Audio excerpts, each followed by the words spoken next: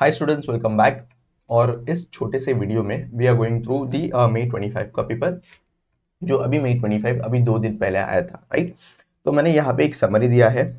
अगर मेरा व्यूज पूछोगे इस पर्टिकुलर पेपर के ऊपर, पेपर इतना टफ नहीं था और इतना भी इजी नहीं था, and the paper was lengthy too. तो लेंदी भी पेपर था, फिर उसके बाद सारे क्वेश्चंस भी अटेम्प्ट करने थे। अगर तुम्हारा 5 से 10 मार्क का अगर छूट गया होगा तो फिर डोंट वरी, बहुत लोगों का छूट गया होगा, राइट। तो यहाँ पे पेपर वॉज लेंथी। एंड अगर पेपर का डिफिकल्टी लेवल पूछूं तो almost each and every paper was, each and every question जो है ना पेपर में जो पूछा था वो मैथ के बेसिस में ही था, स्टडी मैथ के बेसिस में। अगर सर सेम क्वेश्चन नहीं आया था, फिर भी क्या हुआ था, जो कंसेप्ट है, जो भी क्वेश्चन दिया है या फिर मिक्स्ड ऑफ टू क्वेश्चंस, वैसा क्वेश्चंस बना के यहाँ पे इस पर्टिकुलर क्वेश्चन पेपर में दिया है। अगर मैं पहले क्वेश्चन की बात करूँ, पहले क्वेश्चन जो है वो इंडेक्स 103 का, इंडेक्स 103 का जो ऑलरेडी मैथ में क्वेश्चन है, स्टडी मैथ में जो क्वेश्चन है, उसी क्वेश्चन में कुछ और एडजस्टमेंट ऐड करके दिया था, विच वॉज वेरी इजी। हमने ऑलरेडी सॉल्व किया था उस पर्टिकुलर क्वेश्चन को और यहाँ पे एग्जाम में भी आ गया। तो this was the bumper offer for the students, right. तो मेरे हिसाब से ये लेंदी क्वेश्चन था, आई वुड से क्वेश्चन लेंदी था, बट क्वेश्चन ऑलरेडी किया हुआ था जो एग्जाम में ऑलरेडी आ चुका है। तो if you have been dedicated at least 30 minutes, यानी क्या 20 से 25 मिनट अगर इसके ऊपर लगा दिया होगा तो एटलीस्ट 70 to 80% क्वेश्चन सॉल्व हुआ होगा, राइट। फिर उसके बाद चलते हैं, पहले तो एमसीक्यू के पास चलते हैं।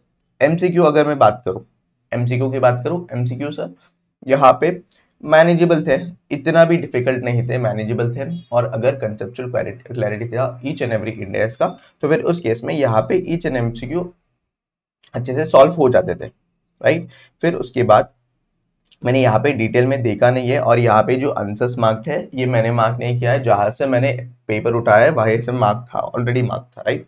चलो, एमसीक्यूज ओवरऑल मैनेजेबल थे। अगर बोलो कि अगर गलती से गलती एक स्ट्रेस में करते रहते क्वेश्चन पेपर, और उसके बाद हमारा पास ये प्रेशर एंजाइटी भी होता है, अगर छोटे से छोटे मतलब वर्स्ट केस में एटलीस्ट 20 मार्क्स तो यहाँ से सॉल्व होना ही चाहिए। एटलीस्ट 20 मार्क्स का एमसीक्यू सही आना ही चाहिए, राइट। तो उतना ईजी था मेरे हिसाब से। Then comes the first question. First question के बारे में बात कर दिया, इंडियस 103। पिछले 3 अटेम्प्ट से जो है ना कंसोलिडेशन आ रहा था। अब यहाँ पे एक्सपेक्टेड था in this attempt that business combination आना चाहिए, तो बिजनेस कॉम्बिनेशन आ गया।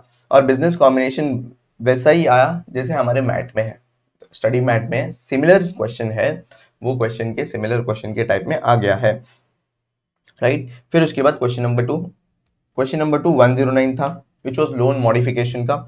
लोन मॉडिफिकेशन का रिलेटेड कुछ क्वेश्चन था ये, and this was also manageable question, जो 10 मार्क का था, राइट। जो 10 मार्क का था, मैनेजेबल क्वेश्चन था, रेट्स वगैरह सब कुछ दिया है यहाँ पे, तुम्हें बस सॉल्व करना था, राइट। फिर उसके बाद क्या है, Indians 34, always a very easy question, Indians 34, जहाँ पे प्रॉफिट कंप्यूट करना है आफ्टर एडजस्टिंग ऑल। और प्रॉफिट जो कंप्यूट करना था वो थर्ड क्वार्टर के लिए कंप्यूट करना था, राइट। तो फिर मेरे हिसाब से ये तो आराम से हो जाना चाहिए, इंडेक्स 34, राइट। देन उसके बाद इंडेक्स 36। अब इंडेक्स 36 में भी this was a straightforward question, straightforward question in the sense sir, यहाँ पे इंपेयरमेंट लॉस था,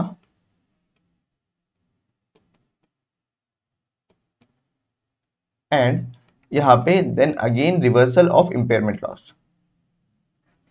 जो हम नॉर्मली क्लास में क्वेश्चन सॉल्व करते हैं उसी के रिलेटेड यहाँ पे क्वेश्चन था, which was impairment loss. Along with that हमें कंप्यूट करना था कि रिवर्सल ऑफ इंपेयरमेंट लॉस कितना है, और उसके बाद उसका सब्सिक्वेंट डिप्रिसिएशन कितना होगा, जो भी रिवर्सल रिवर्सल करते समय, ठीक है। तो उसके रिलेटेड क्वेश्चन था। अगर आराम से सॉल्व किया होगा तो ये क्वेश्चन भी आराम से सॉल्व हुआ होगा, राइट। तो फिर इसके लिए टाइम लगा होगा इवन दो, बट आराम से सॉल्व किया होगा तो हो जाएगा, राइट। चलो, फिर उसके बाद question number B of question number 3 जो है, 3 का क्वेश्चन बी। अब यहाँ पे अगर देखोगे तो ये इंडेक्स 33 से आया था, which is most ignored part. 33 नहीं, जो डिसकंटिन्यूड ऑपरेशन है ना, जो डिसकंटिन्यूड ऑपरेशन का जो क्वेश्चन है वो नॉर्मली इग्नोर करते हैं स्टूडेंट्स। सो वहां से क्वेश्चन आया है, राइट। अगर डिसकंटिन्यूड ऑपरेशंस का अगर तुम्हें पता होगा कि how to solve, what is the method and क्या कंसेप्ट है, तो ये आराम से सॉल्व हुआ होगा, विच वाज 6 मार्क्स। तो कोई भी चीज इग्नोर नहीं करना चाहिए वाइल प्रिपेयरिंग, राइट, सब कवर करना चाहिए। अगर समझो एक आधा चीज छूट जाता है वाइल प्रिपेयरिंग, टाइम बिना टाइम का, यानी टाइम नहीं है और छूट गया सर, तो चलेगा। बट अगर वांटेडली अगर छोड़ रहे हो कुछ, तो फिर उस केस में भुगता होगा एग्जाम में, राइट। चलो क्वेश्चन नंबर 4 क्या आया था? क्वेश्चन नंबर 4 सर इंडिया 16 से आया था। इंडिया 16 से भी इजी क्वेश्चन आया था, जिसमें हमें revaluation, upward revaluation and downward revaluation, ये दोनों चीजें करना था। तो अपर रिवैल्यूएशन भी दिखाना था और डाउनवर्ड रिवैल्यूएशन भी दिखाना था। और यहाँ पे एक और चीज पूछा है, क्या पूछा है? Prepare machinery account in the books of Chinmay बताया था, यानी कि मशीनरी अकाउंट भी बनाना था और journal entries for the working notes बनाना था। क्यों? क्योंकि मशीनरी अकाउंट उसी से बनेगा। तो वो बताना था, which was for 6 marks, 6 mark के लिए आराम से अच्छा सा क्वेश्चन था, ये भी सॉल्व हो जाता था, राइट। फिर उसके बाद 102 का एक अच्छा क्वेश्चन दिया था, राइट। यहाँ पे 102 का एक अच्छा क्वेश्चन दिया था, which was very nice question मेरे हिसाब से, मतलब मॉड्यूल के बेस्ड ही क्वेश्चन है, मॉड्यूल से ही क्वेश्चन है, सिमिलर टू मॉड्यूल क्वेश्चन। तो यहाँ पे ये भी सॉल्व हो जाता था if you were know in a pace, मतलब अच्छे से तुम्हारे ठंडा दिमाग होता, तो फिर ये भी एग्जाम में आराम से सॉल्व हो जाता सर। यहाँ पे कितने मार्क्स का आया था? 18 मार्क्स का आया था, राइट। तो नॉर्मली ट्रेंड क्या है? 102 दिया तो 19 नहीं आएगा, या फिर 19 आएगा तो 102 नहीं आएगा, ऐसा कुछ ट्रेंड है। तो यहाँ पे 102 आया था और 109 नहीं आया था। Then comes question number 5। अब क्वेश्चन नंबर 5 में क्या था? क्वेश्चन नंबर 5 में सबसे पहले 15 से पूछा था, 115 से रेवेन्यू रिकग्निशन से पूछा था। यहाँ पे 2 केस स्टडी दिया है और उसी पर्टिकुलर केस स्टडी के रिलेटेड हमें क्या देना था? आंसर देना था, राइट। तो ये भी आराम से मेरे हिसाब से सॉल्व हो जाना चाहिए, इसमें कोई दिक्कत नहीं आना चाहिए।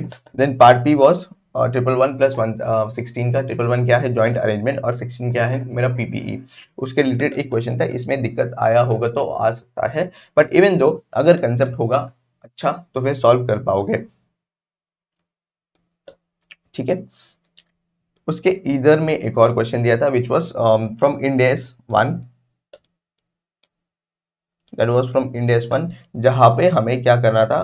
करंट और नॉन करंट में बताना था। तो जो भी डिपॉजिट्स है, कैसा इलेक्ट्रिसिटी डिपॉजिट्स, फिर उसके बाद tender deposit, DST demand deposit, ये सारी चीजें जो है ना, इसके रिलेटेड क्या देना था हमें? करंट या नॉन करंट क्लासिफाई करना था और छोटा मोटा एक्सप्लेनेशन देना था, वो करना था।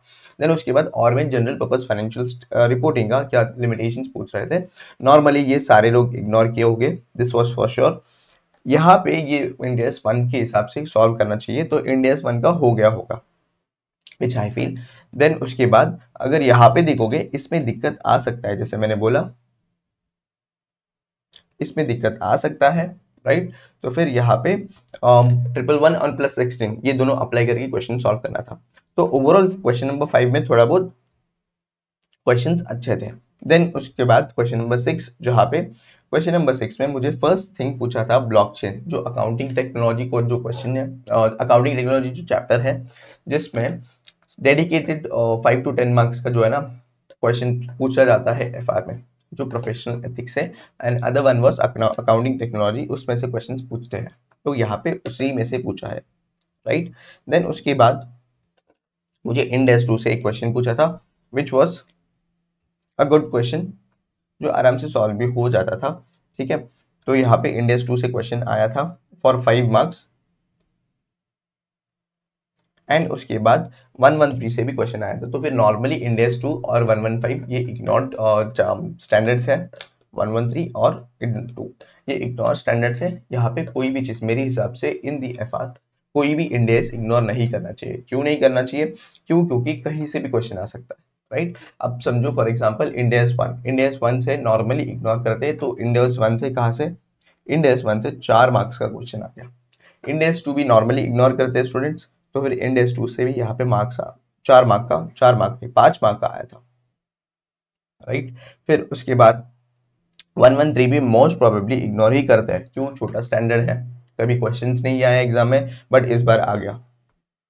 देखो 4 मार्क का क्वेश्चन आया, तो मेरे हिसाब से we should not ignore any standard, and this message is for the students who are going to appear in सितंबर और उसका नेक्स्ट अटेम्प्ट, राइट। और ये रिव्यू जो भी बना रहा हूँ, ये भी मैं किसके लिए बना रहा हूँ?